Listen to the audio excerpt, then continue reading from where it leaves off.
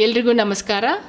ನಾನಿವತ್ತು ನಿಮಗೆ ಪುಟ್ ರಂಗೋಲಿಗಳು ಹೇಗೆ ಹಾಕ್ಕೊಡೋದು ಅಂತ ಹೇಳ್ಕೊಡ್ತೀನಿ. ಸಪೋಸ್ ನೀವೇನಾದರೂ ಹೊಸದಾಗಿ ರಂಗೋಲಿ ಕಲಿತಿದ್ದೀರಾ ಅಂತಂದರೆ, ಇಲ್ಲ ತುಳಸಿ ಕಟ್ಟೆ ಮುಂದೆ ಹಾಕ್ಕೊಳ್ಳೋಕ್ಕೆ, ದೇವ್ರ ಮನೆಯಲ್ಲಿ ಜಾಗ ಕಮ್ಮಿ ಇರೋ ಟೈಮಲ್ಲಿ ಪುಟ್ ರಂಗೋಲಿಗಳನ್ನ ಬಿಡಿಸ್ಕೋಬೋದು. ಹೊಸದಾಗಿ ರಂಗೋಲಿಗಳನ್ನ ಕಲಿಬೇಕು ಅಂತಿದ್ರೆ ಈ ಥರ ಚಿಕ್ಕ ಚಿಕ್ಕ ರಂಗೋಲಿಗಳನ್ನ ಹಾಕ್ಕೊಂಡು ಕಲಿಬಹುದು.